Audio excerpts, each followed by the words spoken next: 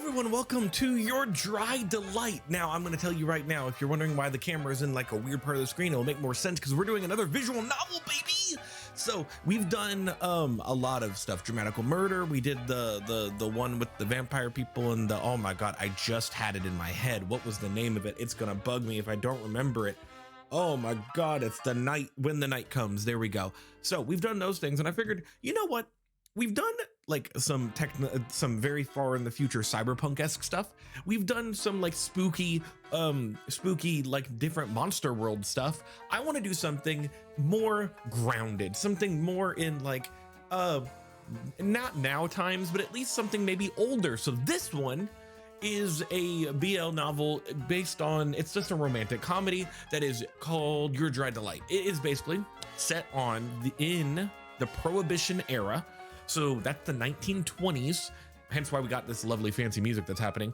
And basically, we are a detective that's trying to solve something in the Prohibition era. We've got a bunch of people. This is a romance type thing to where we can definitely, you know, find some cuties to romance and everything in here as well. But for right now, let's just go ahead and get started and jump into it. I don't exactly know how this will work. This is also the first time I've recorded a game with the new setup now that I have like a green screen behind me and everything. And I remember this not having voice acting to it, so I know that my voice is gonna run out in probably like 20 minutes or something like that. So we're gonna see how long I can push myself. So we're gonna first start by just, you know, pressing start, getting everything done. And now you're gonna notice why I'm right here, because all of the stuff you read is below me, which is nice. Ah, what a lovely night. What do you say we go get a drink? Boss, that's the fifth time you've used that joke already. Well, it's your fault for making such a hilarious face every time. And we meet our first character, which I think is the main character of the story, Richter. My name is August Richter, and I'm a detective. Unfortunately, my parents thought a nice classic name like James or John just wasn't good enough for me. Everyone thought it'd be downright hilarious to call me July during my training, so I decided going by Richter would suit me just fine. And this right here is Leslie. Richter, I'm hungry. Didn't we just have dinner an hour ago, boss? But my appetite for good food is never sated, just like my appetite for justice. What do you say, should we get some cannoli? A fellow in Little Italy makes really fantastic. Boss, this is no time for cannoli. We've got a job to do. Ah, Richter, always just a stick in the mud. This fellow right here is my senior partner, Leslie Clark. He wears his hair long and has what you might call a girlish face, so he's seen more of a fair share of teasing too. But somehow, absolutely nothing seems to faze him. Case in point, he's worried about cannoli when we're supposed to be tracking down criminals. A true inspiration to us all.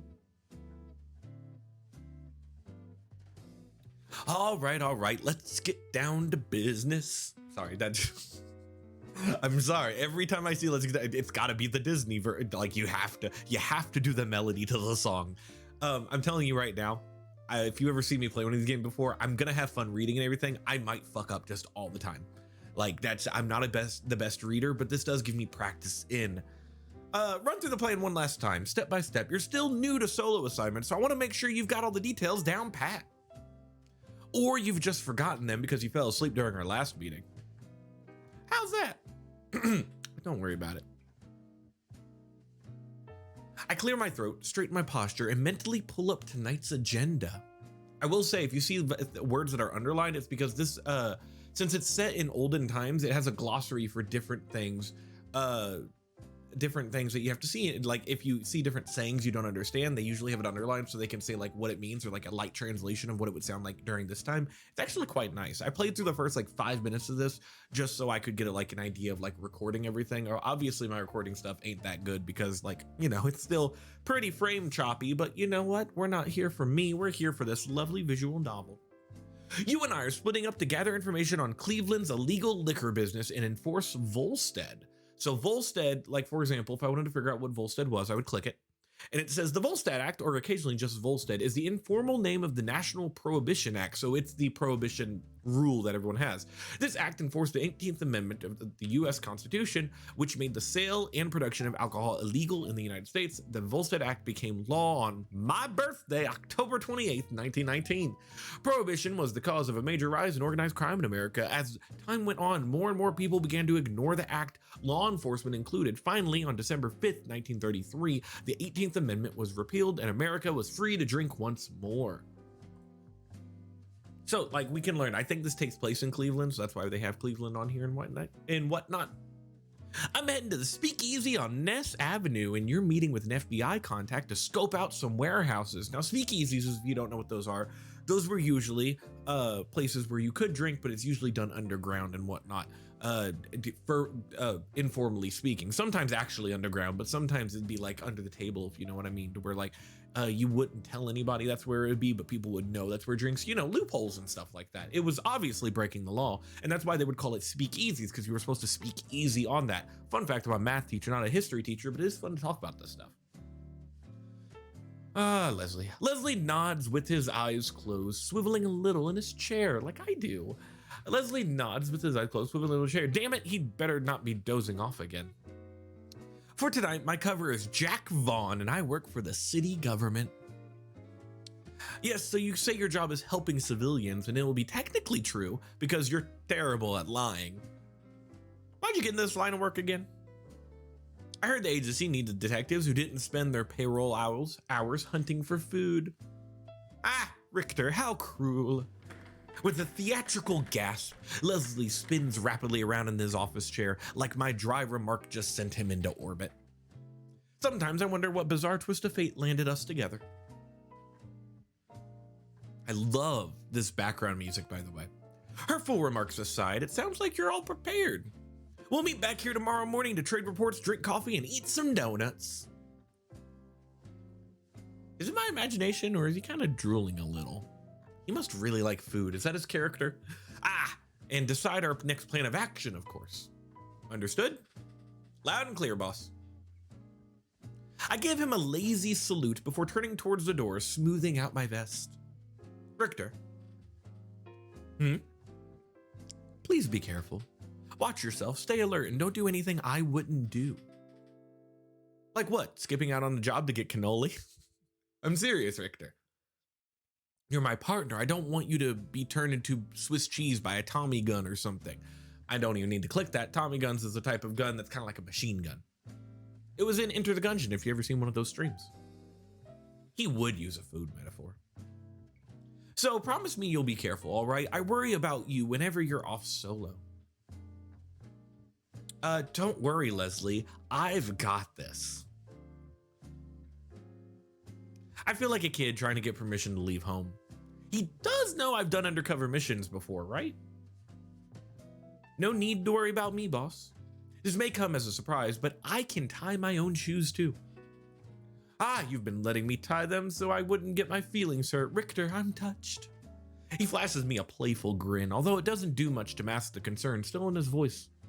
I know him well enough by now to see through his mask for better or worse. Unless there's anything else important, boss, I'm going to head out. All right. Leslie pushes himself up from his chair, stepping over to get the door for me. Oh, what a gentleman. I expect great things from your report tomorrow. With any luck, we'll be well on our way to making Cleveland a boring old town drier than the Sahara Desert. Doesn't sound quite so encouraging when I put it that way now, does it? Can't argue there. God bless America, land of the liquor free. See you in the morning, boss. Give him hell, detective. He reaches out to ruffle my hair fondly, as he often does. Why are you petting me, sir? I stopped brushing it down a while ago, so Leslie likes to mess it up first thing anyway. Wow, Leslie, ruffling my hair like I'm sort of a dog. We trade wry smiles, and with that, I head out into the cool night air. Next stop, Richter's first speakeasy. Argent Games presents. Ooh, we get a nice little intro. You're dry to light. Oh, I'm in the way. This is August Richter, soft-boiled detective. Leslie Clark, scatterbrained boss. Are we gonna Mayor Eastman? Definitely not a gangster. Writer and programmer Dova. Management Gamma. Art, those people right there whose name I can't say. One of them's name's Platt. You're dry to delight. I'm kind of in the way, but that's okay. This is cute. I like it. Password. A gruff voice whispers to me through a slot in the door. I was not going to try to do a gruff voice. I'm sorry. That was more of a nasally voice. The basement of this dingy restaurant echoes with the muffled sounds of swing music like it's haunted by some ghostly jazz band. Swordfish. Or swordfish, depending on how you pronounce your swa. There's a long pause. My informant definitely said the password was swordfish. This isn't a setup, is it? If it is, heads will roll by the end of tonight, assuming mine's still. The door swings open before I can finish that thought. Welcome, sir. Please enjoy your night. Thanks, I'm sure I will. We go talk to the doorman? The doorman looked pretty cute. No? Oh, okay. I step past the tall, dour doorman into the loudest place I've ever seen or heard. Smoke everywhere, deafening music, giant gaggle of dancers, loitering hopheads. What's a hophead? I'm assuming somebody who's drunk. Oh, God. Oh, goodness. Ignore. Flappers posing in their risque skirts, drunk saps trying to impress them. All this laughter and cheer makes you wonder what's so criminal about it all. But I guess it's not my job to ask those kind of questions. After I wander around a little, weaving through the hooch-holding crowd, hooch is alcohol, I end up loitering by the bar. There I am, just loitering. The bartender's staring at me. I raise a brow at him, offering a silent defense. What? Isn't it normal to come to a speakeasy and not order liquor? No? His face definitely saying no. All right, I'd like to order one of the special. The special comes out of Ed's bathtub, mister. The bartender bellows out a laugh when I freeze in horror. Oh, don't worry, it adds to the taste. I'm sure it does. Still laughing, he uncorks the bottle and pours me a glass of clear liquid, stuffing a lime slice into the rim. It's like putting a fancy bow on a pile of horse crap, but I guess I should appreciate the effort. I lift the glass, taking a cautious sip. Oh, okay. I took a cautious sip. If I am gonna be, so I'm gonna swallow, I'm gonna swallow. One, because that's polite to do, and two, because I'm trying to be undercover, right? So if I spit it out, that's gonna cause a scene, so we're gonna swallow. Yeah. Jesus, that's bad. What does Ed do in his bathtub? Actually, I don't want an answer to that. As I hold my glass of God knows what and lean up against the bar, my gaze wanders around the crowded parlor. The informant said the place is a key part of Cleveland's liquor business. Apparently it's owned by mobster types. And now that I think about it, those guys over there just look a little rough around the edges. They're not drinking or dancing, just watching the patrons. I casually scoot down the bar, getting close enough to overhear their conversation. It's so loud in here that I can't make out what they're saying, but I manage to catch a few words. Damn Italians are turf. Them and the cops. Did I hear that right? They aren't part of the Italian mob? I wonder who owns this place. Then it must be a different gang. Some kind of deal. That'll work, risky. I strain my ears as much as I can, sensing the conversation is about to get even more interesting. Just one or two hints, maybe a name, come on. Only one drink for you tonight, my friend? Huh? A low, eloquent voice murmurs right in my ear. The culprit smirks at me when I whip my head around in surprise, offering a little wiggle of his fingers in greeting. Tall, suited, and well-groomed, he has an unusually refined look to him. Is he offering to buy me a drink? Is there any better stuff? I could manage another drink, but not another one of whatever this is. I jerk my chin towards the mild rat poison in my glass. You don't like it, really? I've been told that's one of the best drinks here. One or two more and I promise it'll start growing on you. That is how alcohol works. If you don't like the first time, order it like 2 more times and then you'll probably end up liking it by the end. Nah, really, I like my tongue too much to put it through more of Satan's mouthwash. Eh. My dry comment makes the stranger chuckle and he flashes me a wink. Oh, so that's the problem. Well, never fear. I'll take good care of that tongue of yours. What, sir? Sir, you have to buy the drink first before you start sweet talking me. You're coming too forward. What's that supposed to mean? Bartender, a fresh drink for the delicate-tongued gentleman. And the usual for myself. He waves at the man behind the counter who quickly nods. Ah, great. I can't actually get drunk, damn it. It's like this guy is here just to ruin my investigation. Right, we're on an investigation. Gotta remember that. Job first. We are a job-centric man. We'll get you fixed up with something that'll tickle your fancy, mister. I love using the phrase tickle your fancy. Trailing off, the stranger raises one eyebrow at me expectantly. Jack Vaughn. Jack, that's not the name I'd pick for you, but I still like it. Really, what name would you have picked? Ask me again after you've had a few more drinks. As if on cue, the bartender passes a glass towards me and gently slides a steaming cup towards my companion. Is that coffee? Thank you, Arthur. Anytime. He throws the man beside me a wily grin. I can't shake the feeling that I'm the butt of some inside joke, and maybe that's my detective's paranoia talking. You don't drink, huh? I wouldn't call myself a teetotaler, but I do like to stay sharp. Okay, we're gonna try doing this again if it doesn't. Teetotaler is someone who completely abstains from alcohol. The etymology of the word is fuzzy and anecdotal, but may stem from a rare duplication of the T for total absence. Teetotaler. Ah, interesting. Right. Well, drinking partner, since you've twisted me into this, who exactly am I toasting with again?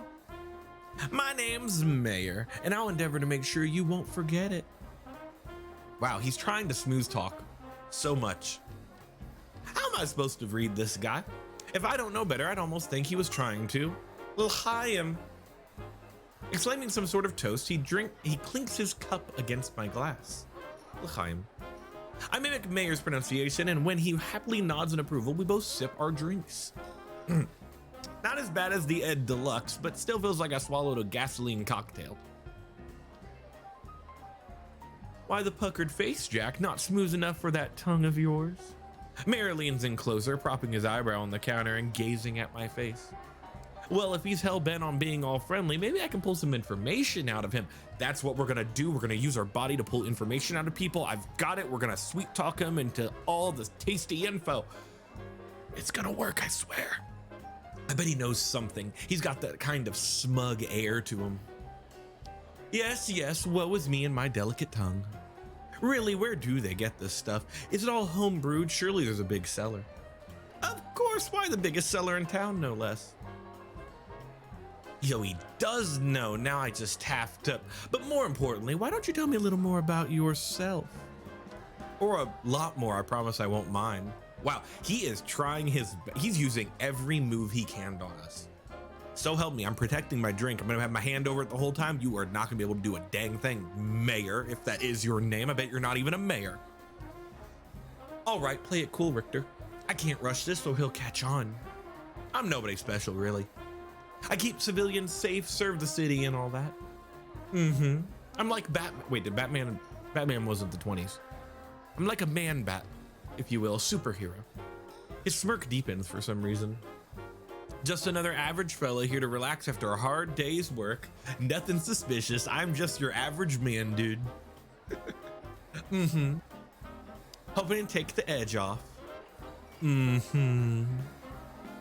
Are you just gonna sit there and me all night or what? Well, I don't mean to be rude, but I have a sneaking suspicion that you're lying. Sir? Sir? Richter's face, the eyes are like, what? How does he know? Impossible, he can already tell? Was Leslie right? Am I really that bad at this? Why don't you be honest with me, Jack? Oh, see, this is how I knew that the frames per second was terrible right now. Be honest with you, I'm not. Mayor leans in even more close, this time shaking an arm about my shoulders and pulling me in close. I swallow, trying to keep a hold of myself as his lips brush against my ear. He can't know. There's no way he knows. You're really a Simcha, aren't you? Simcha? Confused, I steal a side glance at Mayor, and his eyes glimmer back at me mischievously. A pimp, of course. But what? What? Yeah, that was my reaction too. Oh, you can't fool me with that act, Jack. I saw you looking around earlier for any attractive girls, subtle as a train wreck. Sir, you're not very perceptive either. Yeah, that's the correct response. Lord have mercy. I agree. If I have to pretend to be a pimp, I think I'll just run out the door instead. A little laugh spills out of Mayor before he can bite it back. Care to tell me what's so funny? Just teasing. Forgive me. I don't mean any offense. Nor did I think you're fairly faint on the spot, but I was quite ready to catch you. All right. You got me. I was just, horrified that my good name might be ruined. Shook me up. Secretly, of course, I'm mostly only relieved that he didn't actually see through the lie. That was too close for comfort. Naturally, an upstanding civil servant like you is obliged to maintain a saintly reputation, right? Bartender, another round for the gentleman, if you please. Okay, sir, you can't get me drunk just because you're gonna keep buying us drinks. We're not gonna, look, I know I want my information, but there's only a line that I can cross. That's not how I'm supposed to say things. Meanwhile, this lovely music in the background. And that was how I got pulled into a night of drinking with my new companion. It soon grows clear that Mayor isn't going to let anything important slip. He manages to dodge all my questions like a pro boxer ducking punches. But I'm too invested to turn back. I know he knows something. I know he knows something, but we're just dancing around the subject. As much as I hate to admit it, it's fun talking to him, so much that I nearly forget what I came here to do. Sir, you're supposed to get information. The way he gives me all this attention is, well, flattering in a way. I do like my self-attention. Oh, there's the broody guy over there. Come on, broody guy, come say something. While we banter back and forth, I noticed the sketchy looking man from earlier throwing glances towards us. Are they looking at me? Oh, men, not man, my bad. At Mayor, just trying to get the bartender's attention? I can't tell, but I've got a feeling we're being watched. If you don't mind, Jack, I have a question for you. So help me. If you say anything about leaving this room, you do not go to destination B, you always stay at destination A. Never go to the second destination.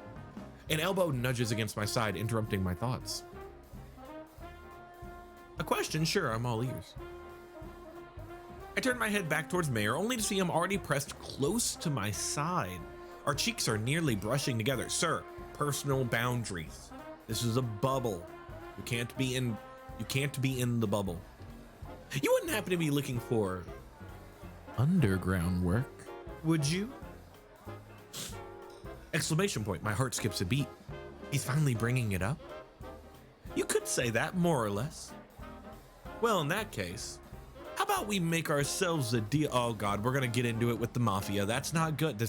We've crossed the line. We can't cross the line. I'll trade you a little business information in exchange for something on your end. Okay, what's the thing you need? We got this. We've got boundaries, but we can push those boundaries. What do you want? $50, $100? That's a lot in 1920. He whispers conspiratorially to me, lips curled upward in a sly, daring smirk. Something, huh? What kind of something are we talking about here? Oh, I'm glad you asked. His breath lightly tickles my cheek. For a second, my focus gets a little hazy. All I can think about are those sparkling green eyes. My mind races through all the things he might want from me, things I'd normally never think of until... Bring me a cassida cake. Okay, what's a cassida cake? We need to do more research. Cassida cake. A cassida is a traditional cake from Sicily, Italy. It consists of a sponge cake, ricotta cheese, and candied fruit with various types of icing.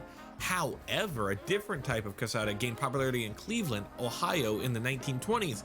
The La Puma Spumoni and Bakery began making a version filled with strawberries and custard and covered with whipped cream at the behest of the owner's children, who doesn't like the original cassata. The variation became known as the Cleveland Cassida Cake, which is still made in Cleveland today. I love that we're getting facts along with this game. It is so fun.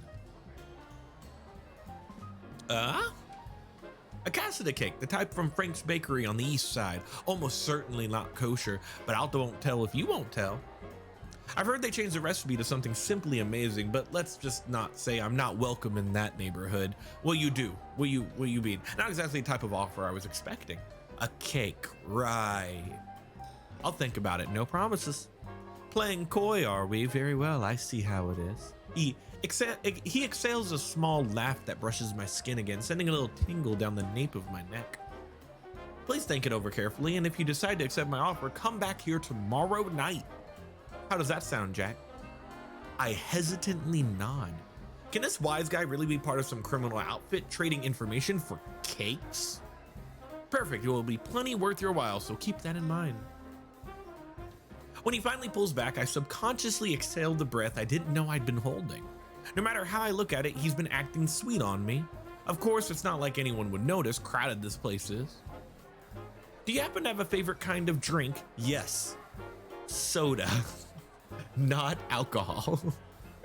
He casually throws another question out, catching me off guard. I want to have it ready for you tomorrow night. Oh, he's being, no, sir, boundaries. Boundaries. That's awful nice of you. Well, my favorite drink, I guess that'd have to be, oh, whiskey? I don't know, something sweet. You can come be the drink. Oh no, that bad, Ddog. Let's go with, which one sounds nice? Something sweet. Something sweet to mask how bad it tastes? Yes, give me a pina colada. Mayor stares at me in stunned silence. What was that? What's with that look? A small choked sound leaks from his throat, the kind you make when you're stifling a laugh. He's razzing me again, isn't he? Yes, of course, something sweet, I understand. I'll make sure to take excellent care of both you and your refined palate. You're acting like I've already made up my... You're leaving? Mayor sips the last of his coffee and pushes it away, soothing his hair back with one hand. I'm afraid so, Jack. I've got some business to attend to, but I do hope I'll see you tomorrow. Oh, and tonight's drinks are my treat as a small token of thanks for your delightful company. He bought me drinks is basically what he's saying. With the last knowing wink, Mayor steps away from his counter and slips into the crowd, mingling with the drunken sea. He left so suddenly. I wonder what business he's attending to. Follow him. You're undercover. Go like, I don't know, underneath tables and listen with your ear up to the table so you can hear them. I don't know how you're gonna get under their table. Just find a way. Well, never mind. I guess that concludes tonight's investigation. What a ride. I leave the speakeasy unsure whether Mayor pulled one over on me or if I actually pulled one over on him. He's sure something, that Mayor. No one's ever swept me into their pace so fast before. I can almost still feel the warmth of his breath on my skin. Yeah, that's just a drink talking. Just a drink. And with that poor attempt to reassure myself, I stuff my hands in my pockets and begin the sobering walk home.